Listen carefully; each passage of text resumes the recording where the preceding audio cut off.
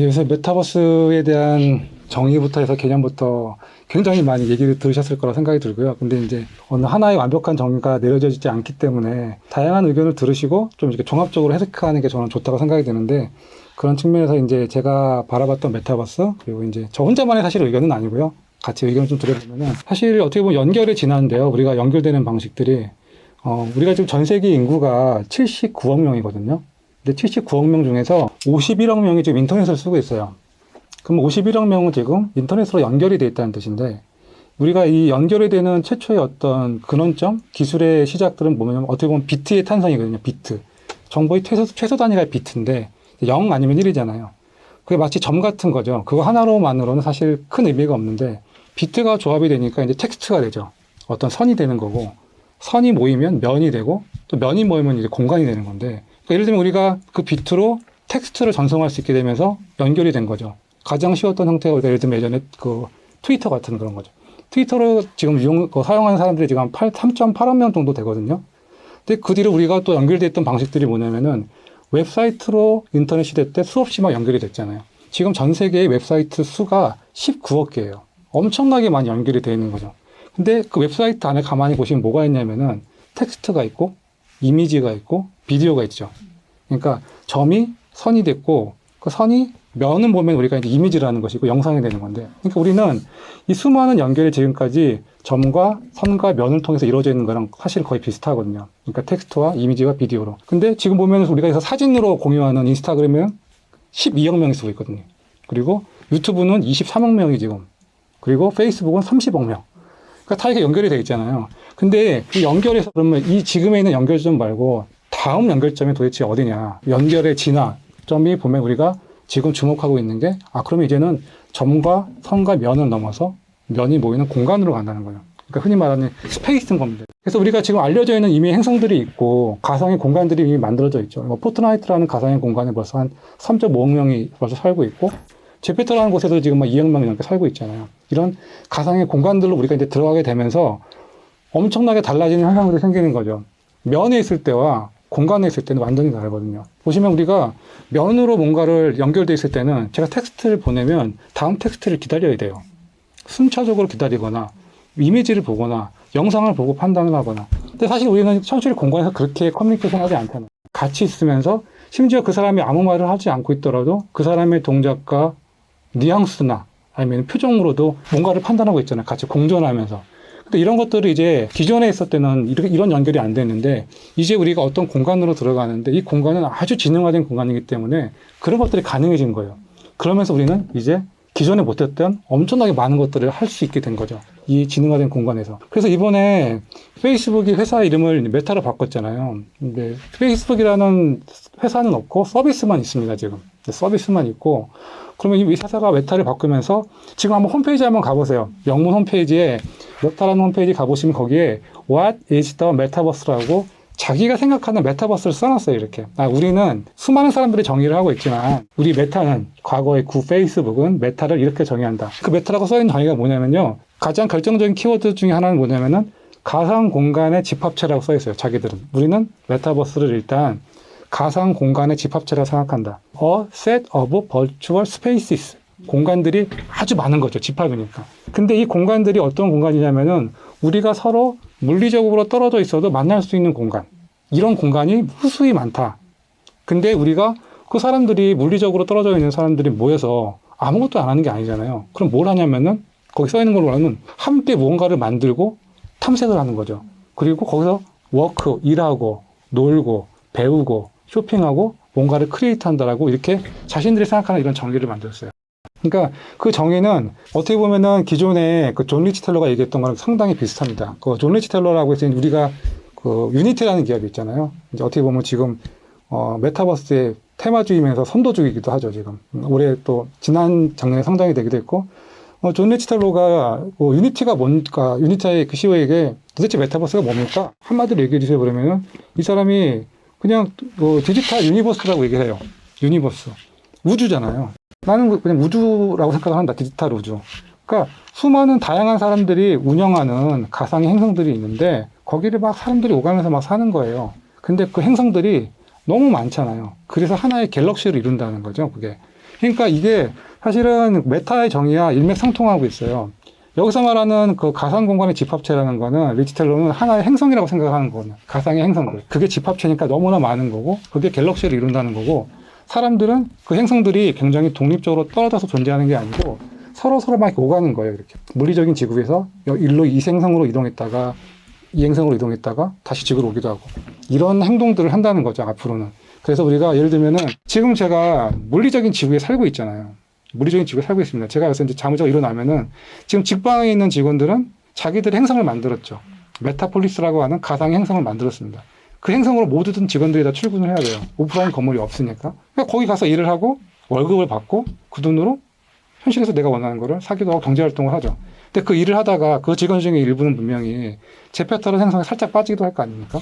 이제 놀 거잖아요. 거기 가서 친구들을 만나기도 하고 다른 시간에 거기 가서 스튜디오를 통해서 디지털 자산을 만들겠죠. 아이템을 만들겠죠. 그걸로 또 부업을 할 수도 있죠. 근데 그러고 나서 자기가 또 원하면은 이제 로블록스 가서 게임도 할 수 있고 게임을 또 만들 수도 있죠. 그러니까 여러 행성들이 있는데 각각 정말 다른 목적들의 행성이 있는 거예요. 게임을 만들 수 있는 행성, 아이템을 만들 수 있는 행성, 아주 다양한 행성들이 종류가 너무너무 많은 거예요. 목적에 맞게. 그래서 그런 행성들을 어떤 사람은 하루에 한 3개 정도 오가기도 하고 어떤 사람은 한 4개씩 오가기도 하고 이렇게 오가면서 하는 모습인데 이제 앞으로 지금까지 만들어져 있는 메타버스 말고 만들어져 있는 거 플러스 앞으로 만들어질 행성들이 또 너무나 많기 때문에 거기에 다 주목을 하고 있는 거죠. 이게 커다란 하나의 이제 우주를 이루니까. 그래서 요즘은 이것들을 다시 간단하게 조금 정리를 해보면 이런 거거든요. 결국은 가상과 현실 간의 경계가 사라진다는 거예요. 사실 이게. 그 공간 안에서 우리가 현실에서 하던 많은 것들을 과거에 점과 섬과 면의 시대 때는 충분히 못했던 것들을 우리는 공간 안에 살고 있기 때문에 공간에 들어오는 순간 굉장히 이제 자연스러워지거든요. 이런 것들을 아주 이제 자연스럽게 할 수 있는 기회들이 생기는 거고, 그러니까 경계가 사라지는 거죠. 현실 공간에서 했던 일을 이제 가상 공간에서 할 수 있으니까 경계가 사라지면서 이제 거기서 직장도 갖고, 이제 경제활동도 하고, 취미활동도 하고, 정말 많은 것들을 이제 하게 되는 거죠. 그래서 어쨌든 가상과 현실의 경계가 사라지는 것이고, 상호작용을 하는 것이고, 거기에 안에서 굉장히 많은 가치들이 생기는 거죠. 사회적인 가치, 경제적인 가치, 문화적인 가치. 그런 세상인 거죠. 저는 그렇게 보고 있거든요. 메타버스를. 그래서 이런 행성들이 보면은 너무나 많잖아요. 그러니까 각각 다른 모습이고 거주 형태도 다르고 거기서 돈 버는 방식도 달라요. 그러니까 지금 그 중에서 대표적인 게 이제 돈 버는 첫 번째 돈 버는 행성, 로블록스가 이제 그런 행성이잖아요. 로블록스 안에서 지금 보면은 사람들이 이제 돈을 벌고 있는데 아시겠지만 지금 로블록스에 매월 수억 명의 사람들이 왔다 갔다 하고 있는데 그 안에서 지금 약 한 800만 명 정도가 뭔가를 생산하고 있어요. 그리고 그 중에서 한 130만 명 정도는 실제로 돈을 벌고 있어요. 그 로블록스라는 스튜디오를 통해서. 마치 우리가 한글 편집기를 사용자들에게 줬을 때 정말 다른 형태의 한글 편집 결과들을 막 만들어내잖아요. 정말 멋있는 것들 만들어내고 막 다양한 형태로. 그것처럼 그런 그 스튜디오라는 편집기를 줬더니 이 메타버스 안에 있는 크리에이터들이 이제 엄청나게 생산적인 것들을 만들어내는 거죠. 초등학생들도 이런 구동 방식들을 간단하게 배우면은 뭔가를 만들 수 있는 거죠. 그러니까 과거에는 게임을 전문가들이 만드는 거라고 생각했거든요. 컴퓨터 사이언스를 전공하고 개발을 할 줄 아는 사람이 코딩을 하면서 해야지 만드는 거다라는 일반적인 상식이 있는데 여기서는 그러지 않아도 돼요. 전혀 코딩을 할지 몰라도 이 편집기를 통해서 게임을 만드는 거죠. 그래서 이제 사람들이 돈을 버는 거죠. 이런 사람들이 너무나 많은 거예요. 이번에 오징어 게임이 지금 한 3주, 4주 된 것 같은데요. 나오자마자 엄청나게 폭발적인 인기를 거뒀잖아요. 발표되자마자 바로 그 다음 주에 로블록스 안에 오징어 게임이 300개가 나와요. 그 다음 주에 1000개가 더 나와요. 그러니까 우리가 이 상상력이 뛰어난 이 크리에이터들에게 이 훌륭한 생산의 도구를 주어졌을 때 엄청나게 뭔가를 지금 빠르게 만들 수 있다는 것을 알 수가 된 거죠. 다양하고 빠르게. 예전에 만약에 이런 이제 그런 거죠. 일반적인 기업에서 오징어 게임이 나왔으니까 우리도 한번 이걸 게임을 한번 제휴해서 만들어 봅시다. 그러면 지금쯤 아마 기획서가 통과도 안 됐을 거예요. 아마도. 근데 지금 이미 이 짧은 시간에 여기 있는 크리에이터들은 그 중에서도 좋은 게임들은 재미있는 게임들은 이미 돈을 벌고 있거든요. 벌써 그 안에서. 그러니까 이 메타버스 안에서의 크리에이터의 경제라는 게 엄청나게 빠르고 기회가 또 그만큼 또 기회가 많기도 한 거죠. 정말로. 그래서 생각을 많이 바꿔야 되는 거죠. 진짜. 게임은 이 메타버스 세상에서는 안 된다고 생각하는 것보다 무조건 된다라고 생각하고 내가 뭘 할 수 있는 찾는 게 더 빠른 거죠. 그러니까 그런 제페토라는 행성도 마찬가지잖아요. 그런 하나의 또 행성이 있습니다. 사는 사람들이. 지금 거기서 사는 사람들이 지금 한 2억 한 5천만 명 정도 되는 걸로 알고 있는데, 이 안에도 지금 많은 분들이 알고 계시지만 제페토 스튜디오가 있잖아요. 스튜디오가 작년에 들어와서 작년에만 해서 이 스튜디오를 쓰는 사람들이, 뭔가를 만드는 생산하는 사람들이, 크리에이터들이 6만 명이었거든요. 근데 제가 지금 한 2달 전쯤에 이 6만 명이 70만 명이 됐다고 봤었어요. 근데 어제 바로 홈페이지를 보면요, 지금 크리에이터 수가 150만 명이라고 써 있어요. 정말 기하급수적으로 증가를 하고 있는 거죠. 정말로. 그러니까 이 생산의 도구가 주어졌다는 걸 또 알고 경제적인 기회가 생긴다는 걸 알고 있었잖아요. 그러니까 과거에 이런 메타버스도 보면은 게임이나 이런 소통 공간도 있었지만은, 여기서 제가 아무리 사이버머니가 많아도 과거에는 저는 부자가 아니죠. 그냥 그 세상에 있는 사이버머니이기 때문에 대리 만족만 하는, 거기서 난 부자지만 다시 현실로 돌아가면 안타깝게도 현실에 이제 다시 충실해야 되는 그런 삶이었는데, 그냥 그렇지 않아요. 여기서 사이버머니가 많으면 저는 실제 현실에서도 부자예요. 원화로 환전을 하니까요, 제가. 그러니까 이제 이런 재밌는 현상들이 막 생기는 거죠. 오프라인에 있는 직업들을 가지고 있다가, 여기서 내가 뭔가 만들었더니 돈이 된다. 렌지라는 분이 그래서 월 한 1,500만 원씩 벌면서 열심히 지금 살고 있다가, 이제 내가 굳이 오프라인으로 직업을 가질 필요가 있을까? 여기서 가상의 의류 디자이너가 되겠다. 다른 사람들은 가상의 이제 막 건축 설계사가 되겠다. 공간을 만들어야 되니까요. 그러니까 경제가 이제 막 확산되고 있는 거죠. 더 재미있는 거는, 이 렌지라는 분이 혼자서 이제 재미 삼아서 즐겁게 뭔가를 만들어서 돈을 벌었잖아요, 실제로. 매월 1,500원씩 넘게 벌다가 보니까 이분이 이제 회사를 차린 거예요, 이 안에다가. 매니지먼트 오라고 하는 회사를 차렸어요. 그리고 이 안에서 같이 일하시는 분이 벌써 15명 되고, 아마 더 늘었을 수도 있어요. 제가 이제 벌써 한두 달 전에 들었던 얘기이기 때문에. 이제 하나의 기업이 됐어요. 어떻게 보면은 커뮤니티형 기업이 된 거죠. 근데 저는 이 기업의 형태가 굉장히 다를 거라고 생각해요. 왜냐면은 아주 전통적인 기업 형태가 아닐 거라고 생각이 들거든요. 우리가 보통 기업을 세우면은 사업자 등록도 하고 어떤 법적인 절차들을 갖춰야 되잖아요. 근데 여기서 모이신 분들은 전부 다 같이 크리에이트 하면서 그냥 수익을 배분하는 형식이거든요. 그러니까 어떻게 보면은 사업자 등록이 전혀 없이도 뜻이 맞는 사람들이 각각을 얼마만큼의 제품들이 얼마만큼 팔았는지 모두 다 이제 정상이 다 되기 때문에, 그 비율들을 스스로 정해진 룰에 따라서 배분을 하게 되면은 사업자 등록이 필요 없지 않나요, 되게? 아주 재밌는 기업이 막 생기는 거죠. 아마 우리나라의 통계에 잡히지도 않는 중소기업들이, 스타트업들이 이 안에서 막 생길 수도 있는 것 같아요. 나중에 목적에 맞게 이 기업들이 모인 사람들이 사업자 등록이 필요한 일을 할 수도 있어요. 뭔가 큰 용역을 맡는다거나 법적인 절차를 처리해야 될 때. 근데 적어도 지금의 이 활동만 한다고 봤을 때는 그래야 될 이유가 없는 거죠, 사실은. 그래서 앞으로 참 되게 신기한 기업들이 많이 나오겠다. 이 이름을 뭐라고 줘야 될지 모르겠지만 메타버스 컴퍼니이기도 하지만, 여기 모인 사람들을 굉장히 자발적으로 모인 사람들일 거 아니에요. 원해서 이 크리에이트를 해서 자기도 돈을 벌고 싶으니까. 커뮤니티형이면서 네트워크형이면서도 자발적이면서, 우리가 일반적으로 채용 공고를 낼 때 지금 잡 포스팅 해가지고 나오는 이런 게 아니라 원하는 사람이 여기서 그냥 같이 일을 하는 거잖아요. 전통적인 형태의 기업들보다도 이제 메타버스 안에서는, 이 세상 안에서는 정말 다양한 기업들이 아주 나타날 것 같다라는 생각이 좀 들거든요, 실제로 돈을 버는 사람들이. 그러니까 이제는 그런 얘기가 또 다른 모델들이 막 생기는 거죠. 제페토 안에서 그러면 디지털 자산을 스튜디오로 만들어서 돈을 버는 사람이 있는데, 이번에 이제 제페토 안에 라이브 방송이 나왔잖아요. 아바타가 라이브 방송을 하는 거죠. 그러니까 제가 제 아바타를 만들어서 라이브 방송을 하는 거죠. 제가 이제 메타버스 비긴즈라는 책을 썼잖아요. 그러면은 제가 그분들한테, 독자분들한테 후원을 받을 수도 있죠.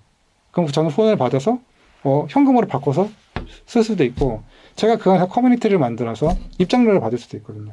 제가 오늘 메타버스 비긴즈 아주 특별한 세미나를 해드리니까 입장료를 얼마 내세요. 관심 있으신 분들 들어와서 입장료를 내고 저랑 같이 세미나를 하시는 거거든요. 그럼 거기서도 제가 돈을 벌 수 있죠. 디지털 자산을 만들어서 돈이 되기도 하고, 이제 또다시 이런 커뮤니티를 뭔가 만들어서 돈을 벌기도 하고, 수익 모델이 또 늘어나고 있어요. 그리고 또 지금 대기하고 있는 게 제페토 안에서 똑같은 스튜디오가 만들어질 거거든요. 게임 스튜디오가. 그러면은 제페토 안에서 로블록스처럼 또 누군가는 게임을 만들어서 돈을 버는 거죠. 그러니까 이 안에 있는 경제 모델들이, 우리가 이제 플랫폼 사업의 전형적인 특징들이 있잖아요. 이식성이 좋거든요. 사람들이 모이면은 엄청나게 많은 것을 할 수 있다는 것을 이미 알고 있어요, 우리가. 과거에 네이버가 그랬고 카카오가 그랬고 다 알고 있거든요. 이 안에서 지금 그게 가동되기 시작한 거예요. 하나둘씩. 그러니까 이러한 플랫폼들이, 이러한 행성들이 너무 많잖아요. 그러면은 이 안에서 굉장히 다양한 생산 플랫폼들이 막 생겨날 것이고, 돈을 버는 방식도 이제 엄청 다양해질 거예요. 그냥 단순히 게임하는 거, 게임 만드는 거 말고, 뭐 디지털 자산 만드는 거 말고, 이게 어마어마하게 신기한 모델들이 막 나오는 거죠. 또 지금 아바타를 통해, 지금 제페토 안에서 보면은 돈 버는 방법도 또 있죠. 예를 들면은 제가 아바타로 지금 사람들이 그 안에서 드라마 만들잖아요. 뭔가 자기가 현실에서는 내가 배우도 될 수 없고, 뭐 외모에도 자신이 없고, 연기력도 안 되지만, 아바타의 목소리만으로도 나오는 드라마를 만들 수도 있고, 내가 원하는 컨텐츠를 만들 수 있는데, 스토리가 정말 재밌으면은 그것 자체로도 분명히 수익 모델이 되는 것이고, 지금 막 패러디도 하잖아요. 패러디도 하고 되게 사람들 재밌게 보거든요. 그리고 상황극도 해요. 막 자기들끼리 막 재밌게 노는데, 그 상황 자체가 너무 재밌으니까, 그것들을 그대로 유튜브에 올리면은 조회수가 또 엄청나게 올라가잖아요. 그러면은 그 활동 자체가 벌써 유튜브에 있는 구독자들을 늘리고 트래픽을 늘려서 광고 모델이 또 될 수가 있잖아요. 그러니까 수익 모델은 또 확장이 됐어요. 내가 제페토 아바타를 통해서 뭔가 할 수 있는 것들이 또 생기는 거죠. 직업도 또 생긴 거죠. 제페토 드라마의 PD가 되거나 연출을 하거나 여기서의 스토리 작가가 되거나, 그리고 내가 다른 건 다 자신 없지만 목소리 배우 하나만큼 정말 자신 있다. 여기서 정말 뛰어난, 정말 유명한 배우가 될 수도 있는 거죠, 사실은. 그러니까 정말 가능성이 무한해진 거예요, 정말로. 이 경제가 넓어진 거죠, 정말로. 그래서 지금 제페토 하나 안에서만으로도 지금 그 안에서 분화되고 있는 어떤 직업들, 뭐 돈을 벌 수 있는 기회들이 막 늘어나는데, 이게 제페토 하나가 아니죠. 보시면 이번에 이프렌드라는 행성도 생겼잖아요. 그러니까 SK텔레콤이 만들었잖아요. 이 행성도 똑같이 다른 수익 모델들 다 붙이기 시작하고 있잖아요. 지금 이번에 얼마 전에 기자간담회를 했는데, 그 안에서 인플루언서들이 후원을 받는 모델, 그리고 이제 입장료를 받는 모델, 그리고 그 안에 스튜디오를 만들어서 이제 디지털 아이템을 만들어서 팔 수 있게 하고, 또 그 디지털 공간을 만들어서 그 사용자들이 팔 수 있게 만들고, 그리고 이번에 기회의 땅이라고 왜 이제 메타버스 드라마도 다 참여용으로 다 제작을 하는, 그러니까 거기서도 또 똑같이 나오잖아요. 지금 이런 수익 모델들이 다 연동이 되고 있거든요. 지금 다. 이런 행성들이 자기한테 또 맞는 행성이 있겠죠. 조금씩 다르고. 행성들이 벌써 또 늘어났어요. 과거에는 메타버스에서 돈을 벌 수 있는 방법이 그냥 로블록스 게임, 뭐 제페토에서 뭐 디지털 아이템 만드는 거, 그거 말고는 뭐 그거 갖고 우리가 지금 이 어마어마한 뭐 메타버스가 마치 대단한 것처럼 얘기할 수 있나라는 질문도 사실 많이 받는데, 눈에 드러난 게 그거뿐만이 아니라 그거 자체로도 이미 진행을 하고 있고, 우리들이 이제 행성들이 엄청나게 많은 거죠. 그 디센트럴랜드라고 하는 또 이제 행성이 있죠. 여기는 블록체인 기반인 거죠. 여기서도 똑같이 제가 가상의 땅을 사기도 하고, 집도 짓고, 뭐 게임도 만들고, 디지털 자산도 만들고, 이건 다 블록체인 기반으로 만들어져 있고, 그 안에다 NFT가 다 붙어 있죠. 그러니까 이거는 내가 만든 땅이고, 내가 만든 자산이고, 내 거고, 진품이고, 소유가 내 것이라는 게 명확해졌죠, 이제는. 근데 여기서도 똑같이 이번에 올해 상반기에 채용 공고가 나온 거죠. 디센트럴랜드 안에 사용할 수 있는 엄청나게 많은 커뮤니티 형태가 제공이 되기도 하고, 내가 만들 수도 있는데, 그 안에는 카지노가 있는데, 카지노에서 채용 공고가 나온 거죠. 우리랑 여기서 디센트럴랜드 카지노에서 일할 사람. 그러니까 채용 공고가 났어요. 근데 채용이 됐어요. 그래서 그 사람이 4교대로 지금 일을 해요. 그러니까 이 사람은 집에서 잠을 자요. 아침에 디센트럴랜드로 출근을 해요. 그 카지노 가서 일을 해요. 우리 게임 들어가면은 왜 게임 안에서 NPC들이 이렇게 있으면서 막 응대를 하잖아요. 근데 우리가 알잖아요. 저건 인공지능이라는 걸 알고 있잖아요. 근데 그게 아니라 이 카지노에 정말 사람이 있는 거고, 이 사람이 실제로 일을 하고 여기서 월급을 받아요. 그리고 이 사람은 그 월급 받은 돈으로 디센트럴랜드에서 쓰고, 남은 돈 자기가 또 원할 때 환전을 해서 현실에서 내가 원하는 걸 사기도 하죠. 현실 경제와 다 접점이 생겼잖아요. 예전에는 가상은 너는 너고 나는 나다가 아니고, 이제는 이 안에서 정말 경제가 일어나고 있는 거거든요. 근데 여기서 또 잡이 생긴 거죠, 정말. 그러니까 이런 행성들이 디센트럴랜드도 있는 거고, 이제 아까 제가 이제 말씀드렸던 메타폴리스 이제 그런 행성이죠. 여기서는 진짜로 이제 일을 하는 거죠. 회사가 분명히 오프라인에 있던 회사예요. 직방이라는 회사는 분명히 오프라인 건물이 있었습니다. 근데 여기다 더 이상 임대료를 안 내는 거예요. 엄청 비싸잖아요, 강남역의 임대료가. 이거 얼마나 비싸요. 이 많은 돈은 출혈해 가면서 이 그 황금 땅에서 지금 일을 하고 있는데, 이 사람들이 이제 모두 다 그 건물을 버리고 가상의 자기 메타폴리스라는 건물을 지었죠. 30층짜리로 짓고, 심지어 거기 임대료 주잖아요. 이제는 돈을 쓰기만 했는데, 우선 자기들이 경제활동을 하면서 임대료도 줄이고 다른 사람들한테 임대도 해준대요. 돈을 벌죠, 이제. 그렇죠. 이 사람들이 아침에 여기 건물에 가보면요, 그 가상 건물 안에 들어갈 때 보면은 로비도 있어요. 근데 버튼 누르면 엘리베이터 타고 이제 올라가요. 화면으로 올라가기도 하고, 층에 내리면은 나랑 같이 일하는 동료들이 있죠. 가까이 가게 되면 얼굴이 드러나고 멀어지면 얼굴이 다시 안 보이고 이런 현실에 있는 공존감을 느낄 수 있게 정말 장치들을 마련해 놨거든요. 근데 우리가 그냥 저 사람이 있는지 없는지 모르고 그냥 아바타라고만 하면은 굉장히 그렇게 일을 할 수가 있을까라고 생각이 드는데 실제로 굉장히 그런 몰입감 있게 가치 있다라는 느낌을 가지면서 일을 할 수 있게 만들었거든요. 그러니까 여기 분들한테 이제 예전에 이분들이 인터뷰한 결과들을 보면은 사람들이 궁금해 하잖아요. 아, 정말 그런 회사가 있어? 근데 정말 일이 돼? 어떻게 완전히 저 가상의 세계에 가서 정말 오프라인 건물도 아니고 정말 일이 될까? 라고 생각을 하는 거잖아요. 근데 장점과 단점이 사실 명확하겠죠. 이분들의 최대 장점.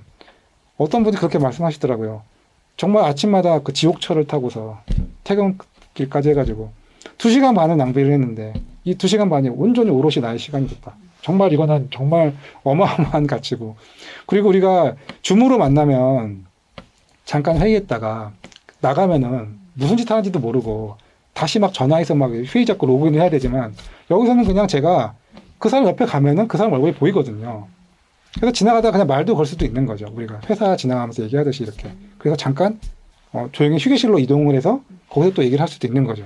그러니까 이게 기존에 했던 우리가 했던 그 단순한 줌 방식, 그게 정확하게 2D 기반의 어떤 화면 방식이잖아요.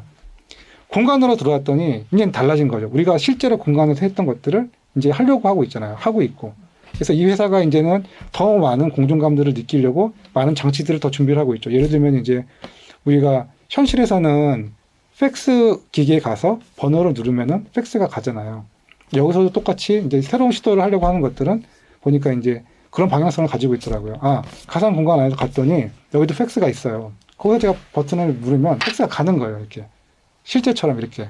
가상이지만. 그러니까 또 다른 장점이 뭐냐면은 이제 인재를 채용을 하는데 전국, 세계 어디 있는 인재들을 다 불러 모을 수 있어요. 아무나 데려올 수 있어요. 어차피 가상으로 모일 거잖아요. 강남역을 안 올 거잖아요. 저기 브라질 어디에 유명한 사람이, 한국 사람이 있는데 굉장히 뛰어난데 이제 출근할 수 있죠.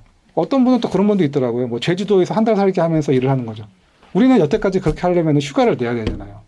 낮 시간에 만약에 일을 한다고 하더라도 거기서 살 수 있으면 그거는 시도를 한번 해볼 만할 텐데 우리가 마음 먹고 해야 되잖아요. 그런 것들은. 근데 한다는 거죠. 그냥. 낮 시간에 있는 일하고 제주도에서 그냥 사는 거죠. 거기서 출퇴근하면서 살듯이 이렇게 사는 거죠. 근데 최대 단점이 그런 게 있잖아요. 이게 보면은 만나지 않으니까 친밀감이 떨어지고 뭔가 실제로 우리가 직접 부딪혔을 때 뭔가 있어야 되는 것도 있잖아요. 그러니까 회사가 최소한의 그런 장치들을 좀 마련하는 거죠. 뭐 한 달에 한 번 정도는 그래도 이제 같이 만나서 얘기하는 시간을 갖는다. 그런 이제 프로그램도 가지고 있고 그리고 부동산 회사니까 고객들을 만나야 되는 접점이 또 필요한데 그래도 각 지역에는 그래도 오프라인 거점들을 좀 둬가지고 해당되는 고객들을 만날 수 있는 그런 접점들을 또 가지고 있는 거죠. 그러니까 그 메타버스에서 일하는 공간과 현실과 적정한 또 접점들을 또 가지고 있는 거거든요. 완전히 나홀로처럼 이렇게 떨어져 있지 않고 그런 접점을 가지고 있으니까 이제 단점을 좀 보완하면서 여기서의 가장 큰 장점들을 활용하는 거죠. 인재도 정말 뽑을 수도 있고 그 비싼 임대를 안 돼도 되고 그 돈으로 가상의 공간을 메타버스 더 잘 만드는 데 투자를 하게 되면은 우리는 여기서 더 공존감을 느끼면서 일할 수 있거든요. 근데 이런 회사가 지금 직방만 있는 게 아니죠. 올해 6월 달인가 이제 과거의 페이스북 메타가 발표했죠. 전 세계에 있는 우리 메타의 직원들은 이제 재택근무를 할 수 있다. 근데 그냥 재택근무가 아니라 영구 재택근무를 할 수 있다. 영구히. 원하면은 끝까지. 근데 그 사람들 일할 공간이 필요하잖아요. 근데 그 전에도 과거의 페이스북은 워크플레이스라고 하는 우리 줌 같은 게 있었어요. 그걸 통해서 회의를 하고 다 했거든요. 근데 이번에 이제 준비를 다 끝냈잖아요. 호라이즌도 베타 테스트가 끝나고 그 안에 호라이즌 워크룸스도 다 이제 그리고 인피니트 오피스라는 것도 만들어 놓고 그러다 보니까 이제는 발표할 수 있게 된 거죠. 회사 이름도 메타로 바꾸고 그런 체제를 다 같이 했으니까 이제는 직원들이 거기 와서 일을 할 수 있는 기반을 마련해 놓고 이제는 우리는 영구재택근무를 한다는 거죠. 그런 회사들이 이번에 보면 왜 그 네이버의 라인도 지금 영구재택근무를 하고 있고 글로벌 컨설팅 펌인 이제 PwC도 영구재택근무를 한다고 하고 있고 트위터는 훨씬 전부터 영구재택근무했었고 그러니까 실리콘밸리에 있는 기업들이 영구재택근무가 막 늘어나거든요. 이번에 이그나이트에서 뭐 마이크로소프트 CEO가 얘기한 게 있거든요. 이번에 어떤 얘기를 했냐면은 약간 모순적인 사람들은 모순적인 걸 원한다는 거죠. 왜냐면은 사람들한테 물어봐요. 이렇게 가상 비대면으로 재택근무를 하고 싶으냐? 그러면 되게 하고 싶어해요. 한 70% 정도 하고 싶어해요. 근데 사람들하고의 친밀감은 갖고 싶어해요. 또 되게 모순적이잖아요. 근데 과거에는 이러한 방식들이 정말 이제 모순인 거예요, 이게. 어떻게 만나지 않는데 친밀감을 가질 수 있느냐. 이게 사실은 이제 패러독스거든요, 이게. 근데 이러한 문제를 이제 해결해 줄 수 있는 방안이 나타나기 시작하는 거예요. 우리가 이 공간을 만들어서 이 공간의 시대에 들어갔을 때 이런 친밀감을 가질 수 있으면서 재택을 할 수도 있잖아요. 그러니까 정말로 발전하고 있는 거죠. 이 공간이 진화되는 거죠. 그러니까 우리가 이 점과 선과 면에서 공간으로 가는데 이 공간이 그냥 공간이 아니고 아주 지능화된 공간인 거죠. 이 공간은 과거에도 있었어요. 없던 건 아니에요. 예전에도 게임 공간은 있었고 다 있었거든요. 근데 기술들이 이제 진화를 하거든요. 그러니까 우리가 과거의 메타버스와 지금의 메타버스가 얼마나 다른지가 정말 확연하게 구분을 해야 돼요, 이거는. 1990년대 후반에 싸이월드, 그리고 2000년대 초반에 이제 세컨 라이프가 그때도 메타버스였죠, 그렇죠? 정말 그때 메타버스 대단했습니다, 그때. 그때 메타버스 세컨 라이프에 우리 기업 입장 안 하면 되게 막 혼나고 그랬었어요. 지금 뭐 하고 있는 거냐고 이런 메타버스 시대에. 근데 그렇게 나왔다가 잠깐 이제 사그라들었잖아. 근데 그때의 메타버스는 정말 어떻게 보면 기본적인 소통과 주로 게임 영역들. 근데 지금의 메타버스는 사실 그렇지 않거든요. 거의 전 산업과 사회 분야에 다 적용이 되는 그런 개념들이고, 그리고 그때랑 지금이랑 기술이 엄청나게 달라졌습니다. 왜냐면은 지금 우리가 가상과 현실을 이어주고 있잖아요. 그리고 우리가 이 가상의 공간이 수많은 행성들이고, 우리가 어떤 연결점들이 있어야 되잖아요. 기술적인 연결점들이. 어떤 기술이 우리를 연결해 주는가 보면은 사실은 무수히 많은 기술들의 조합이에요. 근데 그 중에서도 가장 큰 거 핵심적인 걸 뽑아보면은 일단 네트워크가 있어야 돼요. 초실감 데이터를 전송할 수 있는 네트워크. 그리고 그 데이터 안에 들어가 있는 데이터를 처리할 수 있는 데이터 테크놀로지. 예를 들면은 빅데이터나 클라우드나 아니면 블록체인 같은 기술들. 처리가 되고 나면 우리가 그 가상의 공간 안에서 굉장히 지능화된 버추얼 휴먼을 만날 수도 있고, 그 상황 자체가 굉장히 지능을 가지고 저를 도와줄 수도 있어요. AI, 인공지능이 있거든요. 그리고 우리가 그 가상의 공간을 만들어야 되잖아요. XR이라는 기술이 이런 공간을 만들죠. 그러니까 축약을 해보면은, 그래서 제가 이제 그 책 안에서는 그렇게 쓴 건데요. DNA 플러스 XR이라고 한 거예요. 그래서 이 기술의 총체가 가상과 현실을 이렇게 이어주고 있는데, 이 가상이라는 공간을 엄청나게 지능화된 공간으로 만들어주고 있고, 근데 이 기술들을 보면은 전부 다 하나하나가 참 대단한 기술이죠. 왜냐면 우리가 AI 하나만 하더라도요, 사실 범용 기술이거든요. 범용 기술은 전 산업과 사회를 바꾸는 그런 기술들이거든요. 근데 AI도 그렇고, XR도 그렇고, 이 기본적인 5G라는 네트워크도 그렇고, 이 데이터 테크놀로지도 그렇고, 모두 다 각각의 범용 기술들이에요. 근데 이런 범용 기술들이 융합을 하면서 공간을 채우는 거예요. 그러니까 이게 과거의 그런 공간이 아닌 거죠. 그러니까 우리가 그런 거 있잖아요. 특이점이 온다고 얘기하잖아요. 특이점이 온다고. 인공지능이 아주 그 오랜 세월 과거부터 존재를 해왔는데, 그러면 지금 와서 예전에 그런 질문을 하시잖아요, 많이들. 아니, 인공지능이 그때도 있었는데 왜 지금 그렇게 난리야. 근데 가만 생각해 보세요. 있었어. 맞아요. 맞습니다. 근데 그 기술이 특이한 형태를 보이기 시작하는 포인트들이 생기는 거죠. 그게 언제였냐면은 딥러닝이라는 기술이 나온 거죠. 인공지능 안에서. 그랬더니 인공지능의 퍼포먼스가 엄청나게 올라갔어요. 그리고 나서 알파고랑 대국을 했더니 사람을 이겼어요. 어떤 특이점을 보였거든요. 이 변곡점들이 있습니다. 기술의 변곡점들이. 이 기술의 변곡점들이 이제 이 공간 안에 모이고 있어요. 인공지능이라는 기술도 제가 아까 말씀드렸던 공간 안에 이제 들어오거든요. 그 티핑되는 포인트 안에서 성숙돼갖고 들어와요. XR이라는 기술도 아주 오래전부터 있었어요. 아주 오래전부터 있었습니다. 근데 이제는 우리가 굉장히 몰입감 있는 기술들을 만들 수 있게 된 거예요. 공간 자체를. 그리고 네트워크도 그렇죠. 우리가 네트워크의 지원을 받지 못하면 이런 초실감 데이터를 전송을 아무리 못하면은 이게 만들어져도 소용이 없잖아요. 프로세싱이 돼야 되니까. 컴퓨팅이 돼야 되는데. 근데 이제는 네트워크도 빨라졌어요. 그리고 이 안에서 처리되는 데이터 기술들도 엄청나게 좋아졌죠. 빅데이터, 블록체인 이런. 지금 NFT도 사실 그런 기술의 정점에 있잖아요. 제가 말씀드린 그 공간 안에 특이점들이 생기는 건데, 우리가 인공지능의 특이점이 오니까 정말 산업이 바뀌고 사회가 다 바뀌잖아요. 근데 인공지능과 데이터와 XR과 이 데이터 테크놀로지가 총체가 묶이면서 이 공간 안으로 모여들었어요. 그래서 지금 이게 어마어마한 변화가 이제 시작이 된 거죠. 이 안에서 엄청난 것들을 할 수가 있게 되는 거죠. 그래서 과거의 메타버스는 지금과는 정말로 많이 다르다. 그런 면에서 기술적인 측면도 너무나 다르고 경제적인 측면도 너무 달라요. 아까 제가 말씀드렸던 것처럼 과거의 메타버스는 솔직히 말하면 대부분 다 돈을 쓰던 세상이죠. 현실에서 열심히 일을 해가지고 가서 아이템도 사고 플레이 투 윈을 했잖아요. 내가 게임에서 이기기 위해서, 만렙을 찍기 위해서 엄청난 돈을 투자를 하고 끝나고 나면 약간 허무하잖아요, 이게. 그럼 다음 게임을 찾고 현실에서 돈을 벌어서 가상에다가 대부분 많이 소비하는 구조인데, 이제는 현실에서 제가 지금 있는 메타버스 플랫폼에서는 돈을 벌 수가 있어요. 생산을 하거든요. 수많은 생산 플랫폼들이 많이 나오기 때문에. 그러면 제가 돈을 벌고 쓰기도 하고 거기서 번 돈이 현실과 연동도 되잖아요. 그러니까 정말 이게 강력한 네트워크가 생기는 거죠. 그러니까 생산과 소비가 정말 선순환을 하는 거죠. 내가 여기서 정말 이제로 생활해도 문제 없을 만큼, 돈을 벌 수 있을 만큼. 그러니까 정말 사람들이 모여드는 거고, 이제 소유권도 달라져요. 소유권. 과거의 메타버스는 대부분 서비스 프로바이더들이 만드는 재화들만 제가 사야 돼요. 만들어져 있는 아이템. 가격도 정해져 있어요. 모두 다. 그건 저는 그거 무조건 그걸 사야 됩니다. 마켓, 그 스토어에서. 근데 지금은 제가 스토어에서 만들잖아요. 생산을 해요. 근데 이 생산하는 걸 제가 가격도 책정할 수가 있고, 이게 내 거잖아요. 근데 과거엔 또 이게 내 거라는 표시를 해줄 수가 없었어요. 그냥 카피 앤 페이스트를 하면 되잖아요. 디지털의 가장 큰 장점이잖아요. 근데 지금 우리가 NFT라는 기술을 만나게 되죠. 그러니까 이 대체 불가능 토큰 블록체인 기반의 기술은 이게 내가 만든 이 디지털 자산이, 디지털 프로덕트가 내 것이고 정품이고 인증해 주잖아요. 그러니까 이제는 내가 이것들을 만들면서 이건 내 거야. 그리고 이걸로 내가 돈을 벌잖아요. 그러니까 사람들이 지금 우리가 이 메타버스와 그 NFT가 강력하게 결합할 수 없는 이유가 이런 접점들이 생기는 거죠. 사람들이 뭔가 만들게 되고 돈을 벌고 누구나 소유하고 싶어 하거든요. 과거에 내가 쓰던 이 게임의 아바타는 내가 플레이 투 윈을 하기 위해서 엄청나게 투자를 했어요. 근데 그 중에서 내가 이제 정말 이 세계를 평정을 했어요.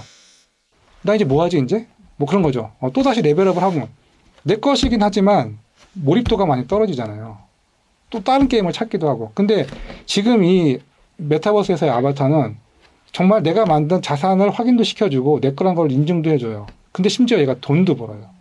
나에게 진짜 캐시를 준단 말이죠. 얼마나 소중해요. 몰입감이 정말 대단해지겠죠. 이제 정말로 몰입감이 대단해지겠죠.